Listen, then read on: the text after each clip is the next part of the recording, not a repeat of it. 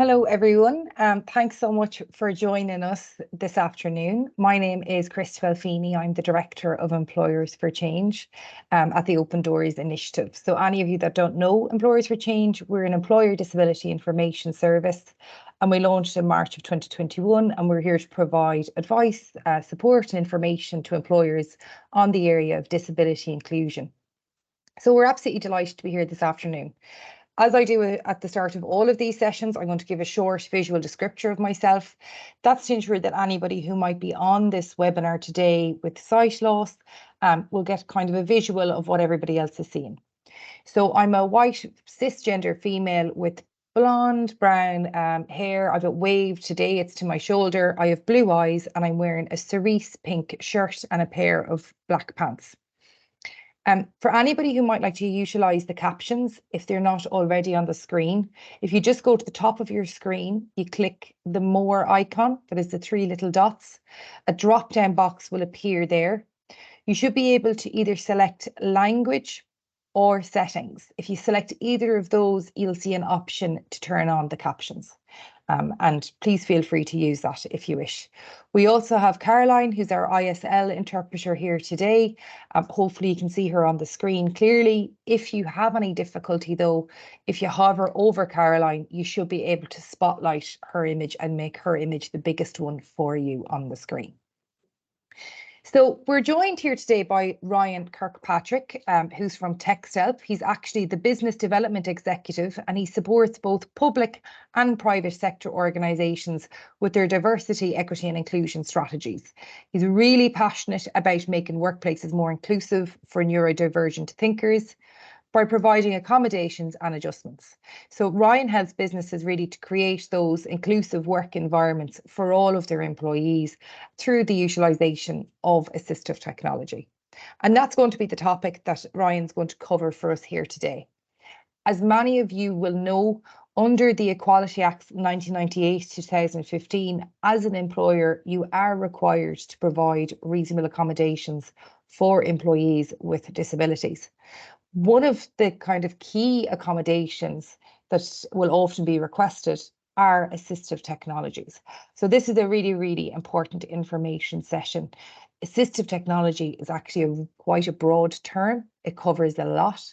So I'm really looking forward to this session with Ryan. He's very knowledgeable. I've had the pleasure of seeing what he's going to present today, and I'm absolutely certain that everybody is going to leave with a much deeper understanding and practical information of what assistive technology you can utilise to make your organisation and your workplace more accessible and more inclusive of people with disabilities. So over to you, Ryan. Thanks so much. Perfect. Thank you very much, Christabel. So we'll just start off then. So good afternoon, everyone, and thank you for joining us today. Thanks again to Christabel and the team at Employers for Change for the invitation as well to present today. So first, I'd like to start off by introducing myself. As Christabel said, my name is Ryan Kirkpatrick, and I am a Business Development Executive at Texthelp. I am a 24-year-old white male with short brown hair, and today I am wearing brown glasses. And I am presenting to you today from my home in sunny Northern Ireland, thankfully. And so today we are going to look at utilising assistive technology to create accessible and inclusive workplaces. My presentation will last roughly around 30 minutes with time for questions at the end. So firstly, at Texthelp, we believe that everyone has the right to understand and be understood. To get a better understanding of some of the barriers and challenges individuals face in the workplace, I wanted to start off by looking at some stats. Then we'll look at why it's important to create accessible and inclusive workplaces. So 1 in 5 people are neurodivergent. To put that plainly, that's 1 in 5 people in your organisation. Up to 1 in 5 people across the globe are neurodivergent, and across the world, 10% of adults are dyslexic, 5% are dyspraxic, and 4% have ADHD, and 1 to 2% are autistic. Of this population, it is estimated that less than 50% have been formally diagnosed. 76% of people with a disability or neurodiverse condition do not fully disclose this at work, and 43% of employees with disabilities or conditions do not feel comfortable to approach their employer to ask for change. It is estimated that less than 50% have been formally diagnosed. So on the slide, you can see some of the most common hidden challenges in the workplace. Many of these challenges can present barriers to individuals understanding written and verbal communications. A team that is rich with neurodiverse talent can be high performing and can thrive. This is dependent on giving these individuals the tools that they need to bring their whole selves to work and work in a way that suits their needs. But most people don't want to admit they need support. 76% of people with disabilities do not fully disclose fully at work, and 3 out of 4 people with dyslexia hide it from their employers. Some people think disclosing their disability is a career-limiting move. Even if they are brave enough to bring it up, they don't know how. We need to make it easy or even unnecessary to disclose these conditions. It's the same for people working in their second language. People will not disclose that they struggle a bit with English. So lots of workplace cultures are not inclusive for these people. As leaders, we need to change this. Morally, it's the right thing to do, but from a business perspective, it's going to unlock a recruitment pool outside your business and unlock capability inside your business. So creating a diverse and inclusive workplace is essential for supporting all employees and creating a more equitable and productive work environment. Here are some of the things you can do to create a diverse and inclusive workplace.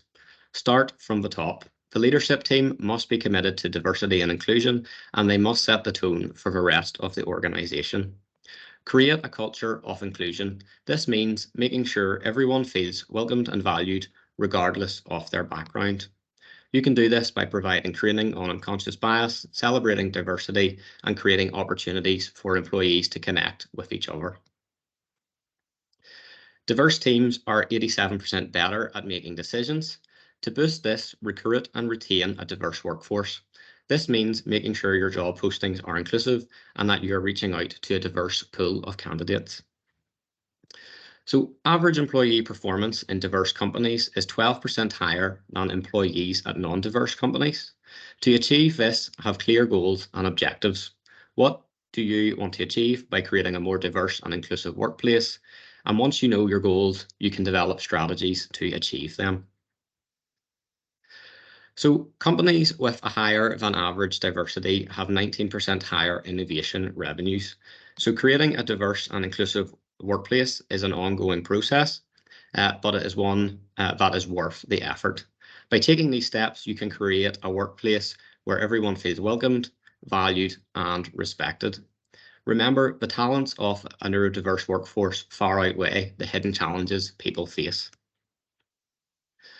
Before we delve into including everyone in your organisation and making sure accommodations are in place for those who need them, first we need to take a look at the principles of universal design, designing workplaces for everyone. So what is universal design and why is it important when we think about inclusion? The Disability Act 2005 defines universal design, or UD, as the design of an environment so that it may be accessed, understood, and used to the greatest possible extent in the most independent and natural manner possible, and in the widest possible range of situations. It has 7 principles. So principle 1 is equitable use. Principle 2 is flexibility in use. Principle 3 is simple and intuitive use. Principle 4 is perceptible information. And principle 5 is tolerance for error. Principle 6 is low physical effort. And principle 7 is size and space for approach and use. What that boils down to is that when we are thinking about how we create our working environment, we should be thinking about all of these principles. And if we do, we'll be building a workplace that truly accommodates everyone. So universal design principles can help us prepare for the unexpected. According to the 2022 census, there are over 1 million people with a disability living in Ireland. That is more than 1 in 5 at 22% of the overall population. According to the 2016 census, 70% of people with a disability aged 20 to 64 acquired their disability after the age of 16. Therefore, it is likely that many of us will acquire a disability at some point in our working lives. With each new generation, people are also staying in the workforce longer. Across Europe, 50% of 55 to 64-year-olds continue to work, compared to just 37% a decade earlier. And given that 46% of people aged 60 plus have a disability, there's an increasing need to ensure our workplaces are inclusive of various abilities for current and future generations to come. So how can universal design help to create a more inclusive workplace for all employees?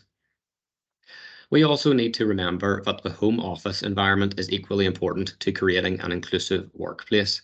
So making sure staff have access to the correct equipment, appropriate headsets, and other equipment they require is a great way to bring inclusiveness into the remote work environments.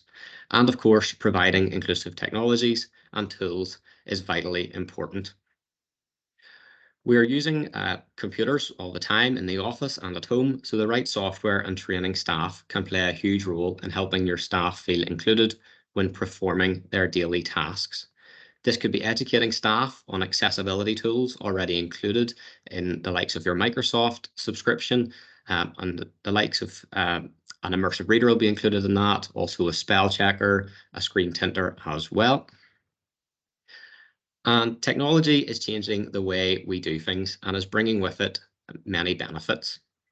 Increased productivity and efficiency. So technology can automate tasks that were once done manually, freeing up employees to focus on more important work. For example, customer relationship management software can automate tasks like scheduling appointments and sending emails, freeing up customer service representatives to spend more time interacting with customers. Improved communication and collaboration. So technology makes it easier for employees to communicate and collaborate with each other, regardless of their location. For example, video conferencing tools like we're using today, Microsoft Teams and Zoom, allow employees to have face-to-face meetings even when they are not in the same room. New ways of working. So technology is enabling new ways of working, such as remote working and flexible working arrangements, and this can help businesses attract and retain top talent. So inclusive technology is technology that is designed to be accessible and usable by everyone, regardless of their abilities. And this includes people with disabilities, but also people with different learning styles, languages, and cultures. Some great examples of assistive technology in the home include smart home devices. I'm sure most of us have one.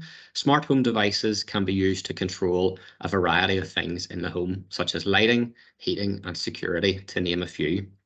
They can be controlled remotely using a smartphone or tablet, or with voice commands or adaptive switches. This can be especially helpful for people with mobility impairments. Accessibility features on mainstream technology. So many mainstream technology products now have accessibility features that can make them accessible to people with disabilities. For example, smartphones and tablets have features such as screen magnification, voice control, and text-to-speech. Computers also have a variety of accessibility features, such as keyboard alternatives and screen readers. Inclusive technology can benefit everyone in a number of ways, including enabling people with disabilities to participate more fully in society. Inclusive technology can help people with disabilities to access education, employment, transportation, and other essential services. For example, text-to-speech software can help people who are blind to read books and articles, and sign language interpreters can help people who are deaf to participate in meetings and other events. Search engines. So search engines allow us to easily and quickly find information on any topic, regardless of our location or time constraints. This can be a huge help in the workplace where we often need to find information quickly to make decisions or complete tasks. Using accessible design principles, this includes using clear and concise language, providing alternative text for images, and making sure that all features are accessible to screen readers and other assistive technologies, and making their products and services available in multiple languages. So this ensures that people from all over the world can use them. AI and ChatGPT, two recent developments that have everyone talking. So both have many advantages in the workplace. First of all, automating tasks. So AI can be used to automate repetitive tasks, freeing up our time to focus on more creative and strategic work. This can help us be more productive and efficient in our work. Personalizing experiences. So ChatGPT can be used to create personalized experiences for users, such as providing tailored recommendations or answering questions in a way that is relevant to the individual. This can help us feel more connected to our work and make it more enjoyable. Improving communication. So AI can be used to improve communication between team members, such as providing real-time translation or summarizing complex information. This can help us collaborate more effectively and get things done faster. Overall, search engines, AI, and ChatGPT are helping us work in a more efficient, productive, and inclusive way. As these technologies continue to develop, we can expect to see even more ways in which they can help us work better. So closed captions and transcripts are creating accessible and inclusive workplaces by making information and communication more accessible to people with hidden disabilities. So transcripts are a written record of all spoken words in a video or audio recording, and they are not synchronized with the video or recording, so they cannot be read along with the recording. However, transcripts can be helpful for people who are deaf or hard of hearing, people who are learning English as a second language, and people who want to review the content of a video or audio recording at their own pace. Closed captions are a text version of the spoken audio in a video or audio recording. They are synchronized with the video or audio so that people who are deaf or hard of hearing can read what is being said. Closed captions can also be helpful for people who are learning English as a second language, and people who have difficulty concentrating, and people who are in noisy environments. Podcasts. So podcasts are accessible to people with a variety of disabilities, and podcasts can be listened to by using a variety of devices, including smartphones and tablets and computers. They can be listened to with or without headphones, and this makes them accessible to people with vision impairments, hearing impairments, and also mobility impairments as well. So now to look at our workplace tools, and firstly, Read and Write, a powerful set of reading and writing tools to help neurodiverse workforces thrive. So at Texthelp, we built our inclusion tool Read and Write over 20 years ago, but in 2019, we redesigned the app from the ground up, specifically for the workplace, and we did this using the principles of universal design that we've been talking about today. It's now used by over 50 million people around the world.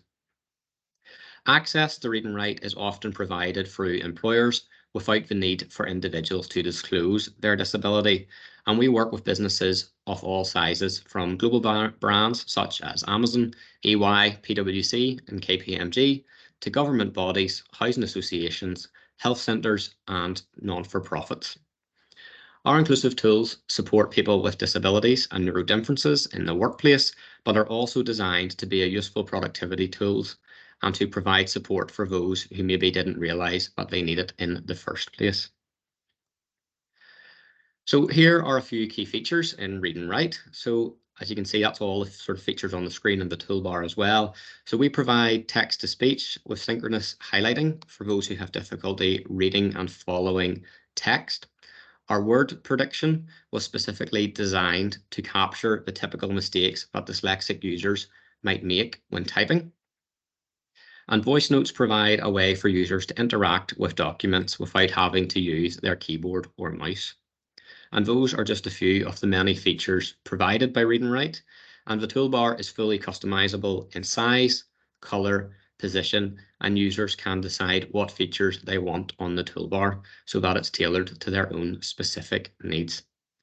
Read and Write provides a suite of features that will be beneficial for everyone, but vital for some. So don't just take my word for it. I'm just going to play a short video here. And it's John, who works in recruitment for Dell Technology, and John is also a Read and Write user.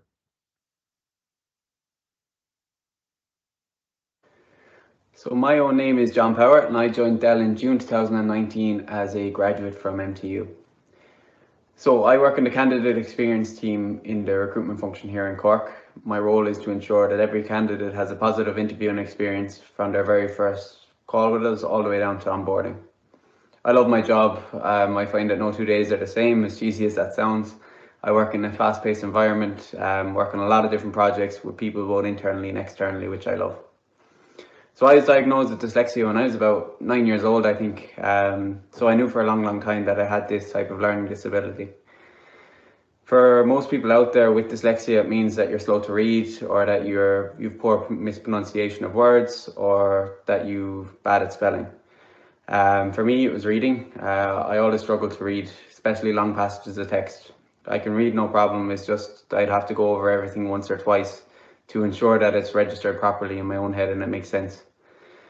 So people are probably wondering, why am I working in a recruitment function where there's a lot of reading involved, and I'm dyslexic? But it doesn't really matter in today's world. In recruitment, there's a lot of scanning through CVs, there's a lot of reading documents, there's a lot of back and forth and emails. But I'm lucky enough in today's world that there's assistive technologies out there that you can avail of.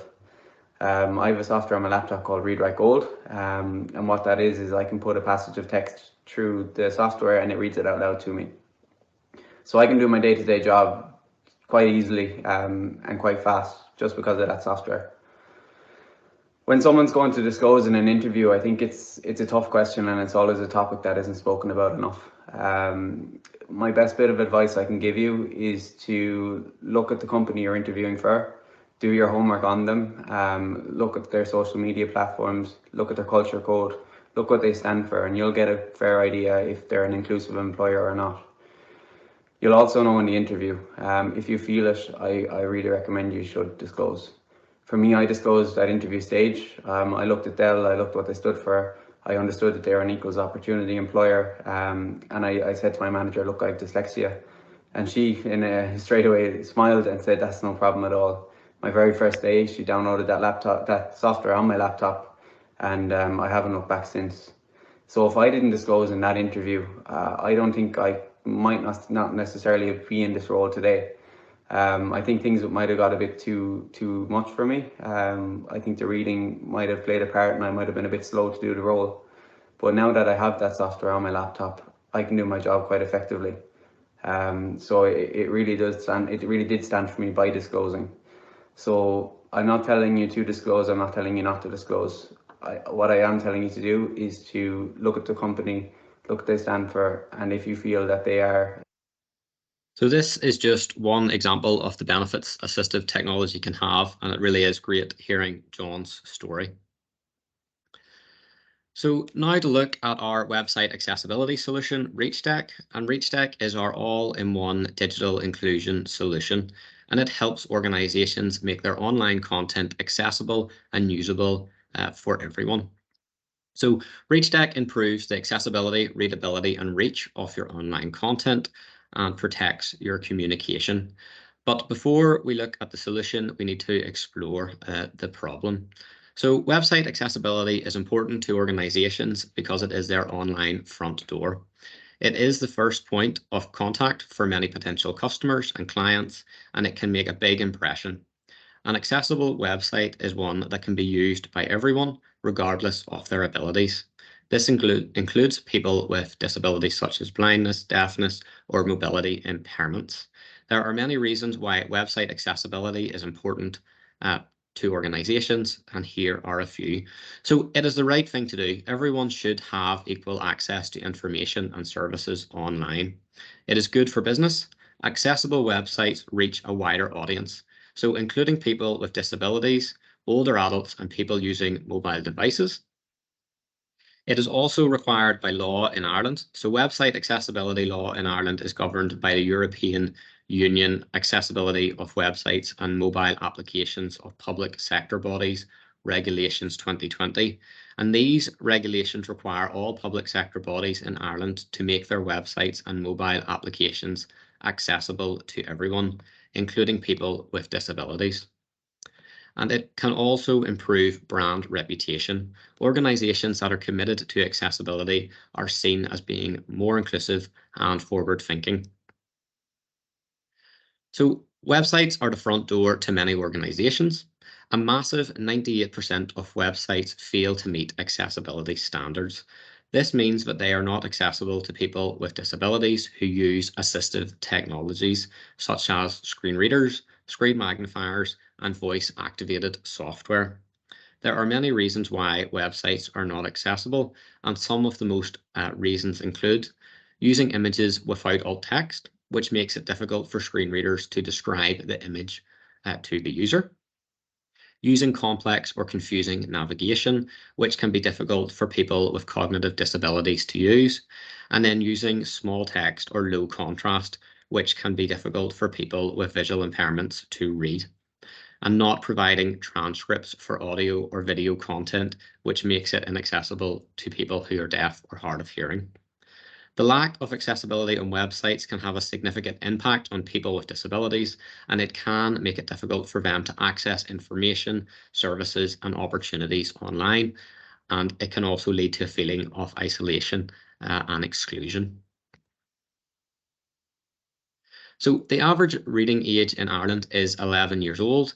According to the Progress in International Reading Literacy Study 2021, this means that the average 11-year-old student in Ireland can read and understand texts that are typically read by 11-year-old students in other countries.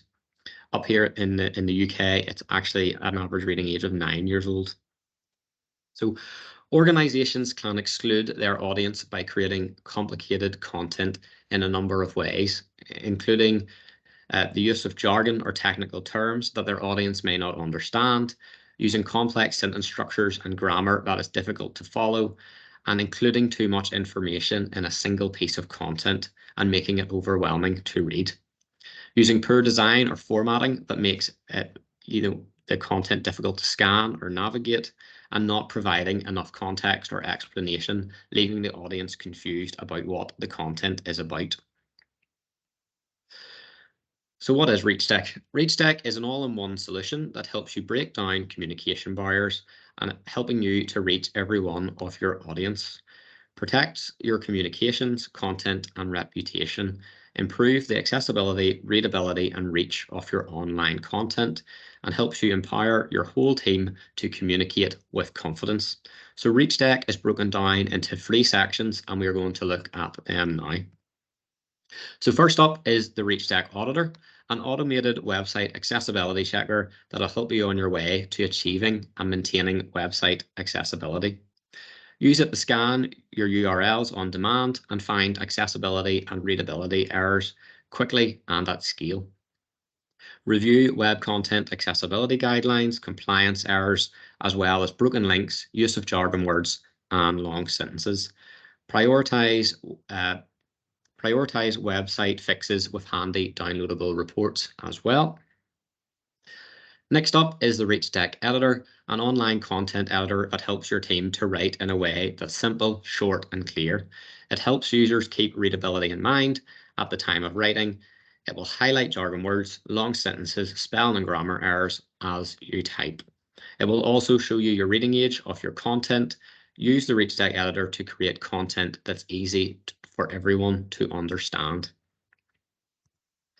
And lastly, the ReachTech toolbar. So supports your online audience to engage with your content in a way that suits them best. So helping those who struggle in a digital first world and who lack basic digital skills. It also supports hidden disabilities, visual impairments, and non-native speakers, and also helping every one of your online visitors to feel valued and included. So we want to see a future where accessibility is built in from the very beginning, And with that, nobody will be excluded and the user will not need to source or fund their own support. Though there are a range of tools available, often those who need the software often do not have the means or knowledge to obtain it. And according to the World Health Organization, only 1 in 10 people in need have access to assistive products. And when a business invests in website accessibility, they are essentially opening their doors to everyone, including people with disabilities. And this is important because people with disabilities are a large and growing market segment, and they have the same right to access information and services as everyone else. So just now to look a little bit about Texthelp. So Texthelp was founded over 20 years ago by our CEO, Martin Mackay, following work he had undertaken after his father suffered a serious stroke. So Martin recognised the part technology could play in helping his father overcome mobility and communication issues, and so he built Read and Write.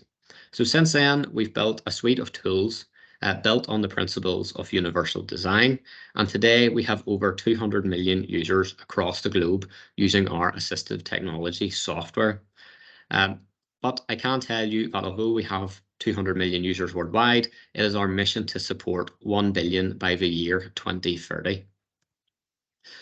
So hopefully you've enjoyed today, and if you are interested in learning more and hearing from other organisations, why not join us on the 25th and 26th of October for our Festival of Workplace Inclusion. The festival is a space to share knowledge and explore how we can create inclusive workplaces where all talent is empowered to succeed. This year's theme is Transforming Tomorrow, so sessions will explore the small steps each of us can take to make big strides towards a more inclusive future.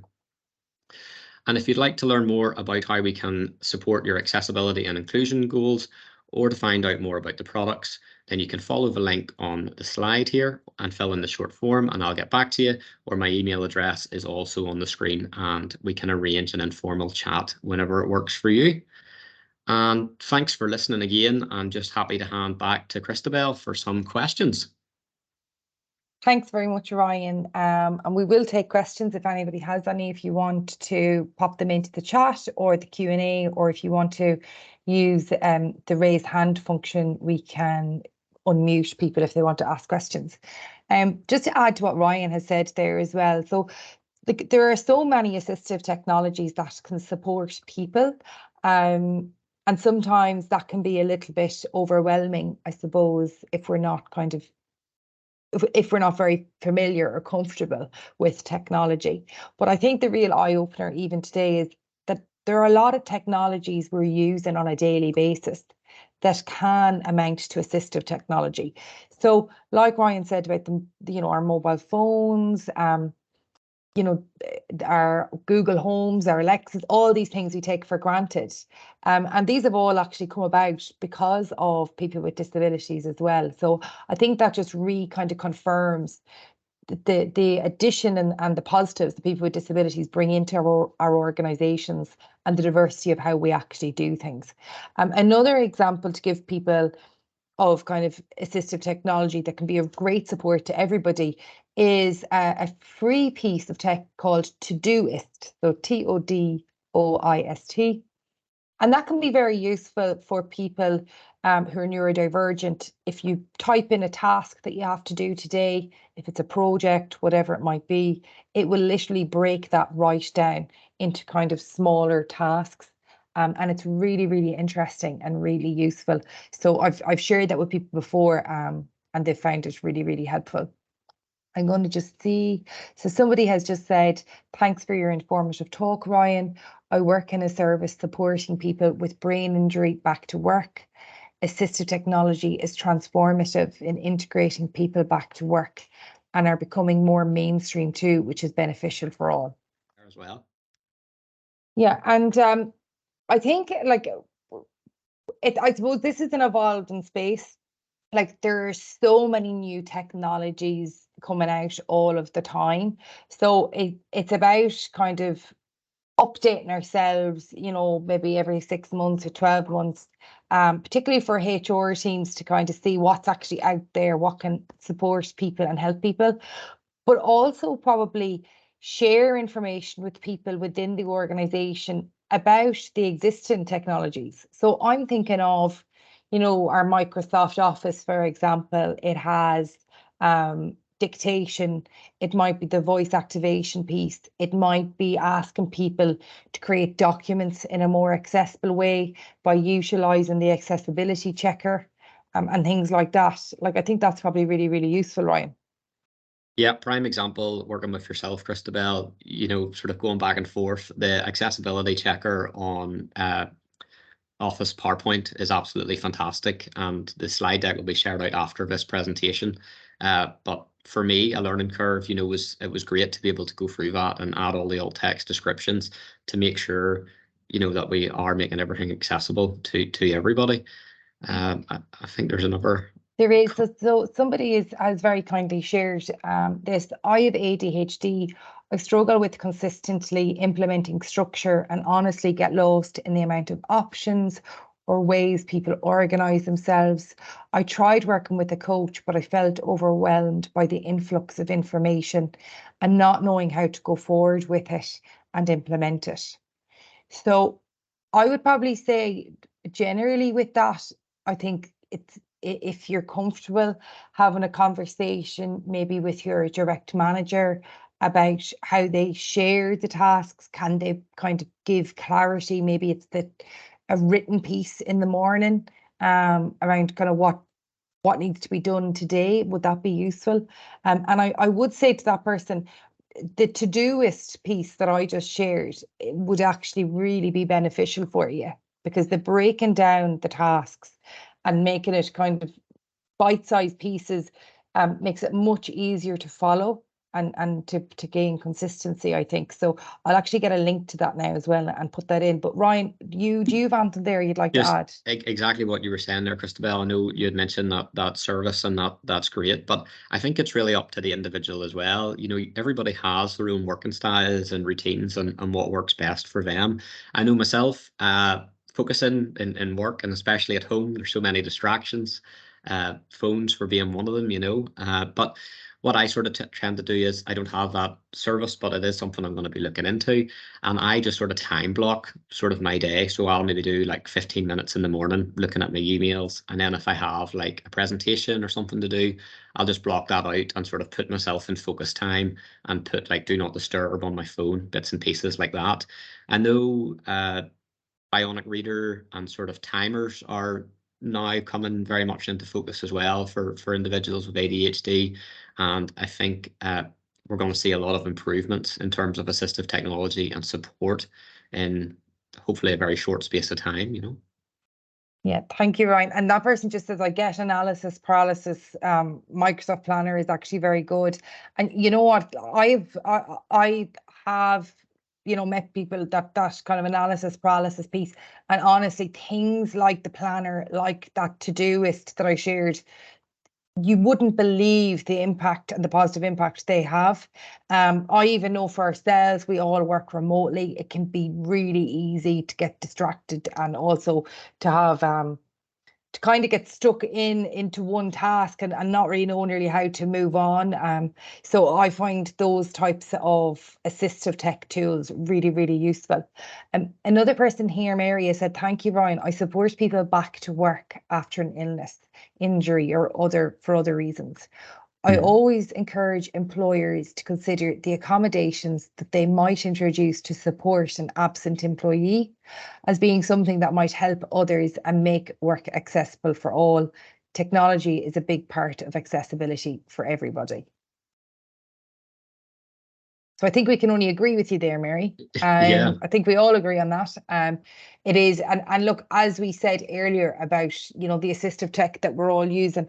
I know, for example, some of you, I'm sure on this will have know Kyron O'Mahony. He's the Chief Technological Officer with NCBI, and he also runs the Accessibility and Inclusion Labs, which is a great organisation too. But I know Kyron has spoken before. He sounded, and he said himself, like an advertisement for the iPhone.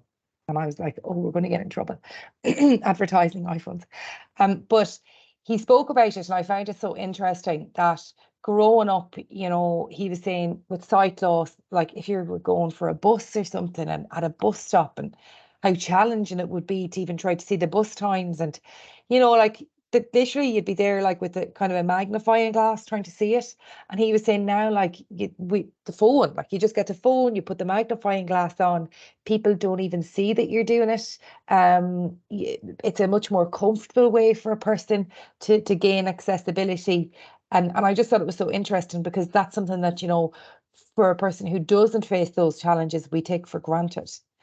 But it's readily available. Like I went on myself then and kind of turned on the different accessibility settings just to see, and I couldn't believe it. My mind was blown with what's actually available. Yeah, just that inbuilt accessibility now, especially in iPhones. I'm an iPhone user myself, and we had a gentleman, Miles Pilling, very education focused, but he came over and done a session with us on like inbuilt technology, and it was really mind blowing. It was great to see.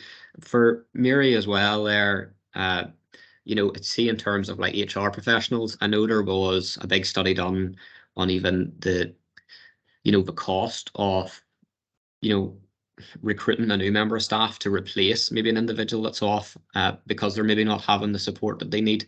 And the cost was something like £3,000, you know, on average to rehire somebody. So, you know, giving somebody a bit of support and the right assistive technology so that they can stay in the workplace and bring their whole selves to work, you know, does save a lot of money for an organization as well. Yeah, but also there's actually grants available. So like I would say to people, for private sector employers, you've got the reasonable accommodation fund that provides, you know, workplace equipment adaptation for up to, I think it's €6,350. And I think if there are exceptional circumstances, it goes up to almost €9,500. And that's per person. So that's available. You also have the employee retention grant. So if you have employees or an employee who acquires a disability, that grant is there for you to utilise to bring that person back to work, to see what their accommodations and their needs are, and then to implement them. Somebody has just asked there, can we get access to the recording afterwards? Absolutely, we will share it along with the slides. Somebody else, what was the name of the iPhone guy? Yes, so Kyron O'Mahony. So he's the technological officer with NCBI. And then a question here from Emer. So as an organisation, we are moving to using SharePoint as we are a blended team. I have employees with an intellectual disability, and I'm wondering, is there any advice or training tools on making sure SharePoint is easy to use and accessible? So I would probably, and I'll go to Ryan then. The thing I would say here is using plain English is actually really, really important. Like we should all be doing that. You know, it's a given, but actually a lot of organizations don't, particularly in the corporate world. Ensuring that you're giving kind of guidance documents to individuals around how to use SharePoint in plain English, and if possible with imagery. So like Inclusion Ireland, for example, do a lot around this and have very good information on how to create those documents. And I would take a look at that if I was you, Emer. I suppose, Ryan, too, I don't know what SharePoint is the likes of ReachTech, or is there something comparable that would work with that?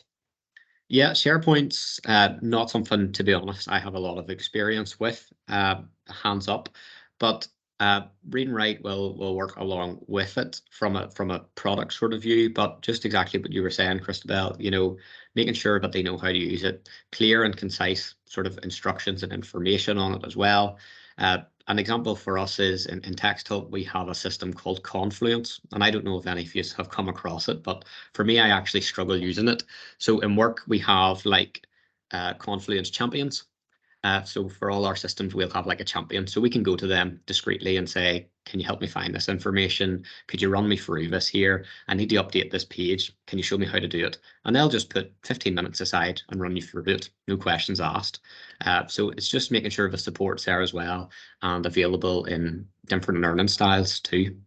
Yeah, I think that's actually a really good point, because we do recommend that generally for people working in organizations, providing that kind of a work buddy, nearly like somebody that the person will feel comfortable going to and asking questions to. It's really important as well that the person is patient.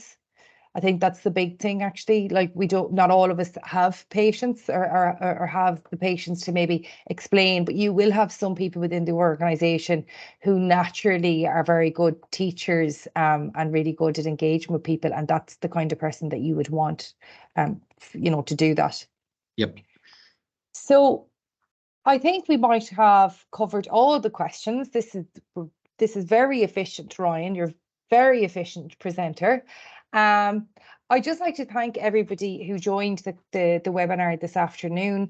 I hope that people feel that they did get something from it. I'm going to share an anonymized poll with people now. So one is going to ask you how likely you are to utilise assistive technology after today to actually support employees. I'll give people a moment to answer that. But again, it's totally anonymised, so please do answer it honestly. It gives us a better reading.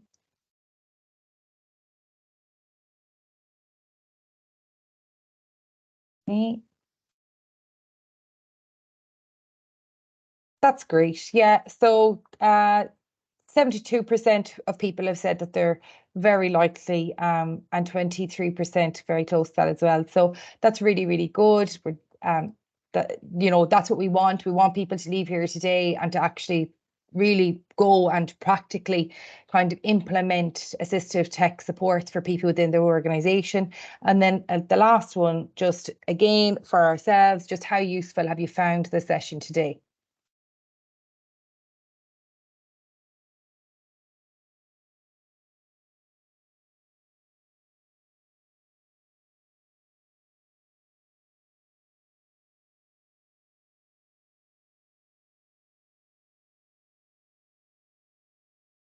Super, that's great. So we can see that people have found it really, really useful.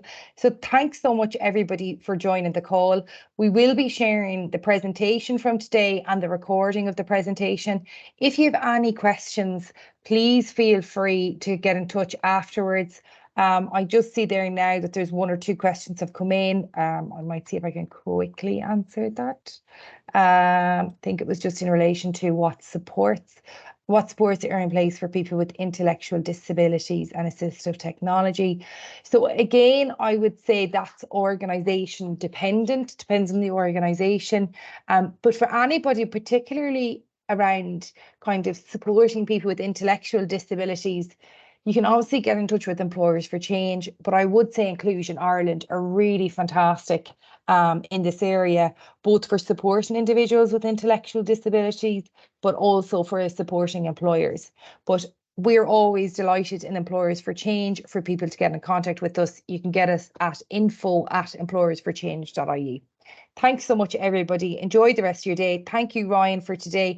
And thank you, Caroline, who has been under serious pressure with myself and Ryan talking so quickly. So we really appreciate it.